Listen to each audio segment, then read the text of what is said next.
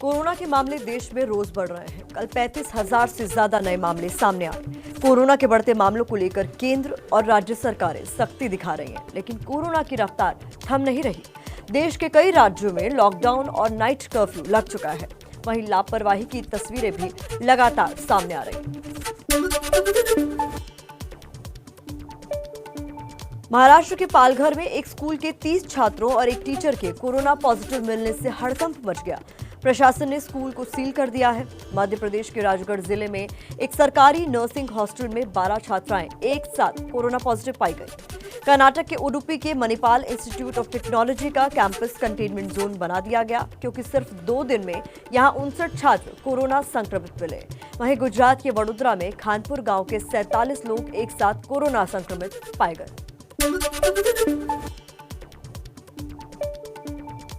देश में कोरोना की दूसरी लहर के बीच महाराष्ट्र से हर दिन रिकॉर्ड केस सामने आ रहे हैं।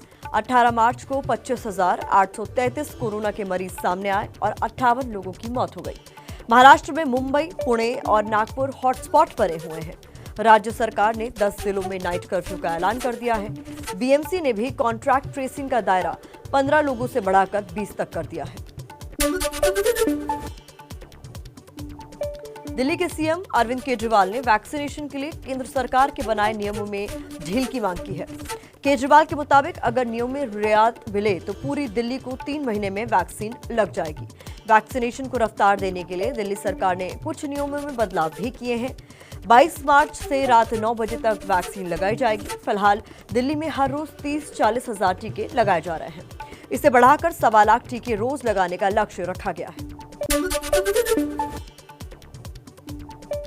देश में कोरोना लगातार पैर पसार रहा है। इस बीच यूपी की राजधानी लखनऊ से लापरवाही भरी तस्वीरें सामने आई हैं, जहां राज्य के श्रम विभाग ने सामूहिक विवाह कार्यक्रम आयोजित किया। इसमें 3600 जोड़े और हजारों की संख्या में भीड़ शामिल हुई। कार्यक्रम में सीएम योगी आदित्यनाथ भी शामिल हुए। भीड़ को देखकर उन्होंने कोरोना नियमों की अपील भी की, लेकिन फिर भी नियमों की अनदेखी होती रही।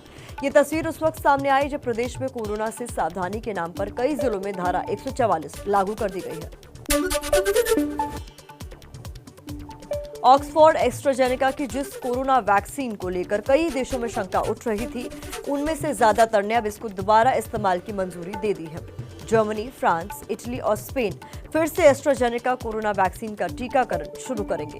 यूरोपीय संघ की ड्रग रेगुलेटरी एजेंसी ने एस्ट्राजेनेका टीके को सुरक्षित और प्रभावी बताया है। ऐसी खबरें आई थी कि वैक्सीन लगवाने के बाद कुछ लोगों में खून के थक्के जमने की शिकायत मिल रही है। भारत में इस वैक्सीन से किसी को भी कोई समस्या अब तक नहीं सामने आई। पश्चिम बंगाल के चुनावी संग्राम में नंदीग्राम का किला फतह करने के लिए ममता बनर्जी ने खास प्लान तैयार किया है। पूर्वी मिदनापुर में ममता बनर्जी 3 दिन में 9 रैलियां करने वाली हैं। आज 12:30 बजे पूर्वी मिदनापुर के एगरा में रैली को वो संबोधित करेंगी। 2 बजे पूर्वी मिदनापुर के पटाशपुर में रैली को संबोधित करेंगी ममता बनर्जी।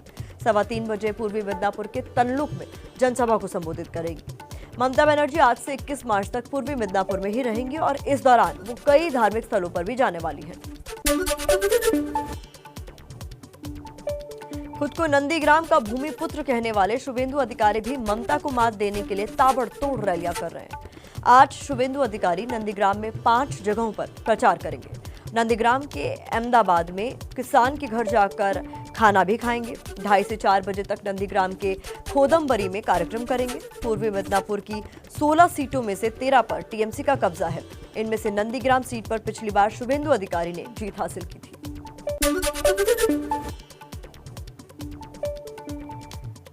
बंगाल चुनाव से ठीक पहले बीजेपी के हुए राम। चुनाव से ठीक पहले बीजेपी के बेड़े में रामायण सीरियल के जरिए घर घर में मशहूर हुए अरुण गोविल बीजेपी में शामिल हो गए हैं।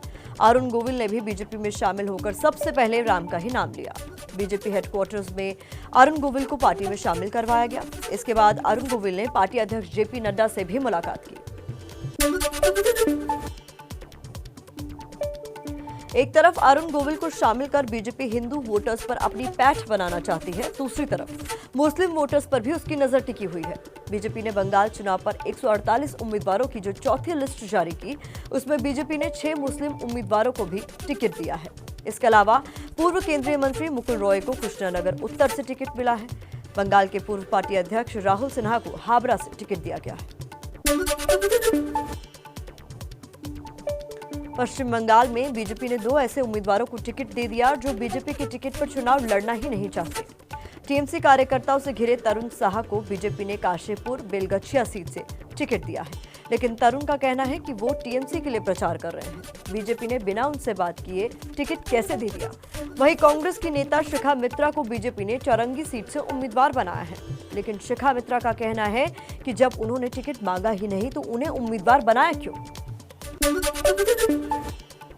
प्रियंका गांधी के बाद अब असम में कांग्रेस के चुनावी प्रचार में राहुल गांधी जिम्मा संभालने जा रहे हैं। राहुल गांधी आज से असम के 2 दिन के दौरे पर हैं। असम में राहुल गांधी आज 3 रैलियां करेंगे। राहुल गांधी डिब्रूगढ़, तिनसुकिया और जोरहाट में रैली करेंगे। राहुल गांधी लगातार बीजेपी और मोदी सरकार पर हमलावर हैं। हाल ही में ब्राउन यूनिवर्सिटी में राहुल गांधी ने देश की संस्थाओं पर सरकार की तानाशाही का आरोप लगाया था। परसों ही हटाए गए मुंबई के पुलिस कमिश्नर परमवीर सिंह की मुश्किलें आज बढ़ सकती हैं। सचिन वाजे केस में उनसे पूछताछ हो सकती है। एनआईए आज परमवीर सिंह को पूछताछ के लिए समन जारी कर सकती है। 6 जून 2020 को परमवीर सिंह के आदेश पर सचिन वाजे की बहाली हुई थी। बीजेपी का आरोप है कि परमवीर सिंह ने ही वाजे को क्राइम इंटेलिजेंस यूनिट के अहम पद पर तैनात किया। इस बीच महाराष्ट्र के गृह मंत्री अनिल देशमुख ने परमवीर सिंह को हटाने को लेकर बयान दिया है। विस्फोटक केस में घिरे वाजे की दोबारा नियुक्ति पर फिर सवाल खड़े हो रहे हैं। उद्धव सरकार पर नियुक्ति को लेकर विपक्ष के वार के बाद अब ख्वाजा यूनिस के परिवार ने भी वाजे की दोबारा बहाली को लेकर सवाल उठाए। ख्वाजा यूनिस की मां का आरोप है कि उनके बेकसूर बेटे की मौत वाजे की पिटाई से हुई। वो बेटे को इंसाफ दिलाने के लिए सुप्रीम कोर्ट तक जाएंगी। वाजे की ताजा विवाद ने उनकी पुरानी फाइलें भी अब खोल दी हैं। एंटीलिया केस के साथ साथ अब पुराने मामले भी वाजे को फंसा सकते हैं। यूपी सरकार के 4 साल पूरे होने पर आज सीएम योगी 11 बजे प्रेस कॉन्फ्रेंस करेंगे और सरकार के कामकाज का लेखा जोखा पेश करेंगे। आज से 26 मार्च तक बीजेपी अलग अलग कार्यक्रमों का आयोजन करेगी। हर कार्यक्रम में सरकार के साथ संगठन का भी तालमेल दिखेगा। योगी सरकार के 4 साल पूरे होने पर एबीपी न्यूज ने सी वोटर के साथ मिलकर सर्वे किया। इस सर्वे के मुताबिक यूपी में अभी चुनाव हुए तो फिर से बीजेपी की सरकार का अनुमान है। बीजेपी को 284 से ज्यादा सीटें मिल सकती हैं। केंद्र सरकार ने नई स्क्रैप पॉलिसी का ऐलान किया है। दावा किया गया है कि प्रदूषण भी इससे कम होगा और सड़क दुर्घटनाओं में भी कमी आएगी। स्क्रैप करवाने पर वाहन मालिक को 4 से 5% तक की स्क्रैप वैल्यू भी दी जाएगी। इसके अलावा स्क्रैपिंग सर्टिफिकेट दिखाने पर आप जब नया वाहन खरीदेंगे उसके एक्स शोरूम कीमत पर करीब आपको 5% की छूट मिलेगी। निजी वाहनों को रोड टैक्स में 25% और कॉमर्शियल वाहनों को 15% की छूट मिलेगी। पॉलिसी को अगले 1 महीने के अंदर नोटिफाई भी कर दिया जाएगा।